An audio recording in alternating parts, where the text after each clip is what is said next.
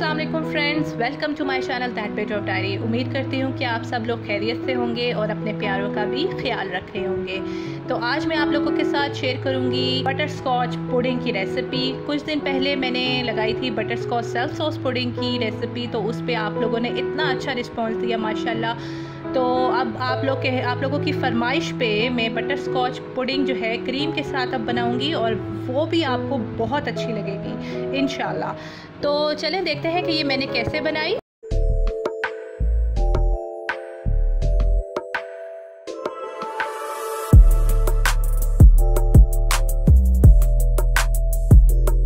बिस्मिल्लाहिर्रहमानिर्रहीम। सबसे पहले मैं बटर स्कॉच पुडिंग के लिए जो रिक्वायर्ड होंगी इंग्रेडिएंट्स वो आपको बता देती हूँ।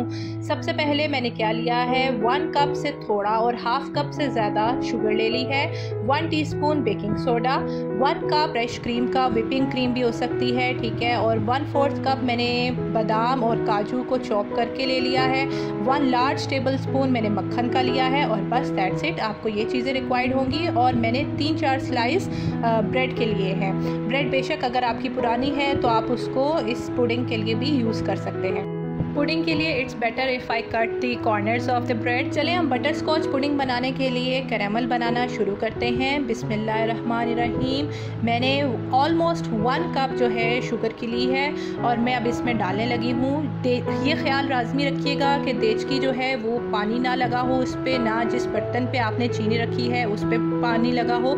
इसको मैं लो फ्लेम पे मिक्स करती रहूँगी, कॉन्टीन्यूसली मिक्स करना है और फिर आप देखिएगा कि कैसे इसकी शक्ल चेंज होती रहेगी। तो मैं अब इसको कॉन्टीन्यूसली मिक्स करती जा रही हूँ। ये आपके सामने है, देखें किस तरह से इसकी शक्ल चेंज हुई है। अब ये ज़रे ज़रे बन गए हैं, पानी ना लगा हो इस बात का आपने ख़ास ख्याल रखना है। और इसको बनाने के लिए बहुत ही पेशेंस चाहिए होती है क्योंकि इसको कॉन्टीन्यूसली मिक्स करना होता है आपको और लो फ्लेम पे रखना है।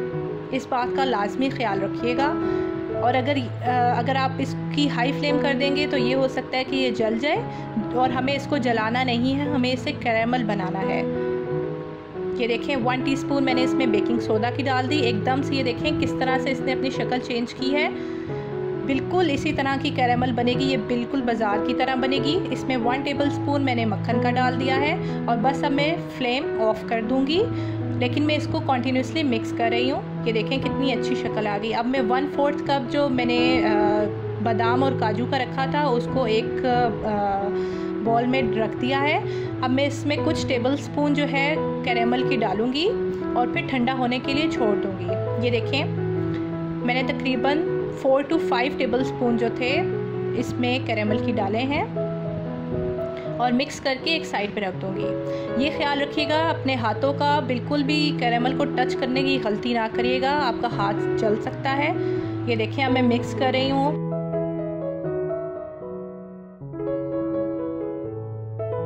कैरेमल का क्या होता है कि फ़ौरन से ठंडी हो जाती है। अब मैं इसमें हाफ कप फ्रेश क्रीम की डाल रही हूँ। ये मैंने फ्रेश जो मिल्क होता है उसके ऊपर जो मलाई आई होती है वो मैं डाल रही हूँ इसमें। आप इसका टेस्ट देखिएगा कितना अच्छा आएगा। अब मैं इसको कॉन्टीन्यूसली मिक्स करती रहूँगी। अगर आपकी कैरेमल अभी भी गर्म ही है तो आपको ज़रूरत नहीं है फ्लेम ऑन करने की, आप इसको कॉन्टीन्यूसली मिक्स करते रहें। बस ख्याल रखिएगा कि इसमें कोई भी लम्प्स ना बने। अच्छे से इसको मिक्स कर लें।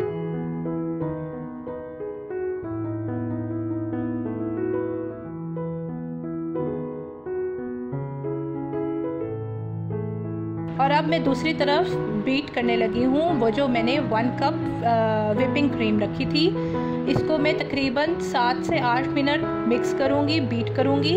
इतना बीट करूँगी कि ये अपने साइज़ से डबल हो जाएगी। अगर आपके पास बीटर नहीं है तो बिल्कुल भी परेशान मत हो, आप बीटर की जगह ब्लेंडर भी यूज़ कर सकते हैं। अब मैंने इसमें फ्यू ड्रॉप्स जो थे वनीला एसेंस के डाल दिए और मैं इसको कॉन्टीन्यूसली बीट करती रहूँगी।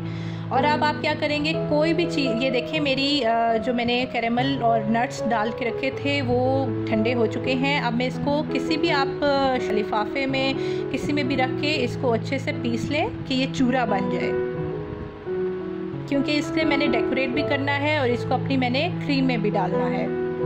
अच्छे से इसको पीस लें।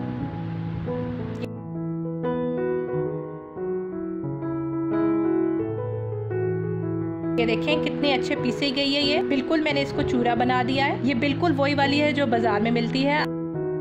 अब मैं इसमें कैरेमल की डालूंगी। इफ़ यू वांट मोर तो आप इसमें और भी ज़्यादा कैरेमल डाल सकते हैं, लेकिन ख्याल रखिएगा कि कुछ हमने ऊपर टॉपिंग के लिए भी छोड़नी है, तो बिल्कुल एंड पे आप थोड़ा सा छोड़ दीजिएगा कैरेमल।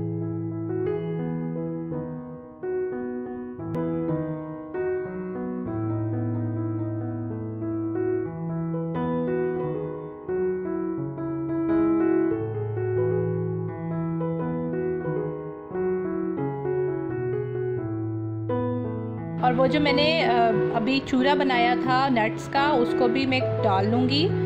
ऑलमोस्ट मैंने 2 टेबलस्पून डाला है। और अब मैं इसको फोल्ड कर लूँगी। क्रीम को फोल्ड कर लेंगे।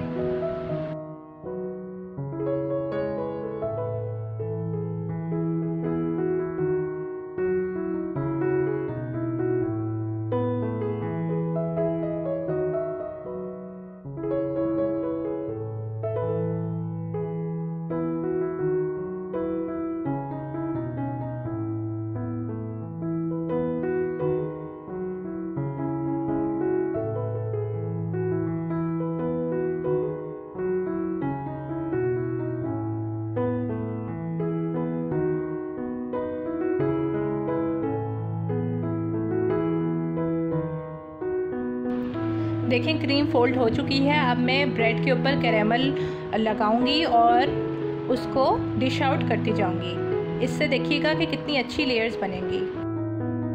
हर ब्रेड पीस के ऊपर आप कैरेमल लगाएं। एक साइड पे लगाएं, दूसरी साइड पे बेशक ना लगाएं, क्योंकि इससे फिर बहुत ज़्यादा मीठा हो जाएगा। ब्रेड स्लाइस एक साइड पे आपने कैरेमल लगानी है, दूसरी साइड पे कैरेमल ना लगाएं अगर आपको मीठा इतना नहीं चाहिए। और फिर डिश आउट करते जाएं, सेट करते जाएं इसको, ब्रेड को।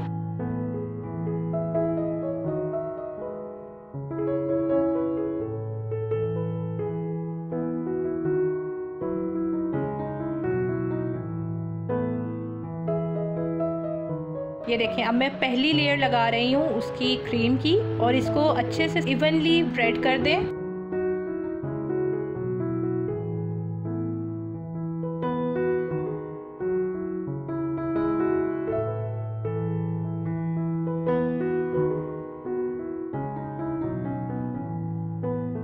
और फिर इसी तरह से आपने दूसरी लेयर बनानी है। पहले आपने अच्छे से कैरेमल लगानी है ब्रेड पे एक साइड पे, और दूसरी साइड पे फिर आपने उसको छोड़ देना है। और फिर अब मैं दूसरी लेयर बनाने के लिए वापस क्रीम लगा रही हूँ। इसको भी आपने इवनली स्प्रेड कर देना है।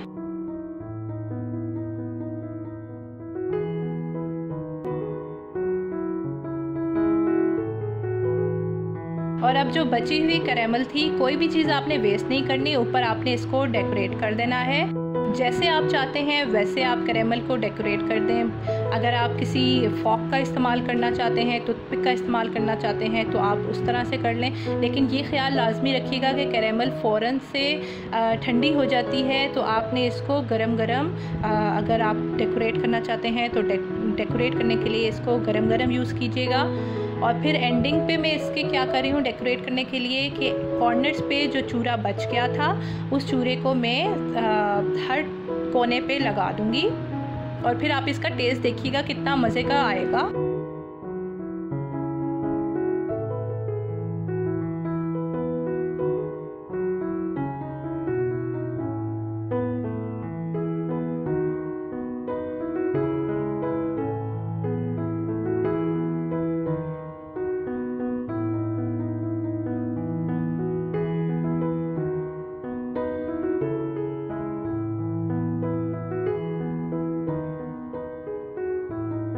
बटर स्कॉच पुडिंग बनाना बहुत ही आसान है, लेकिन इसके लिए आपको तहम्मुल की ज़रूरत होती है, थोड़ा सा पेशेंस दिखाना होता है।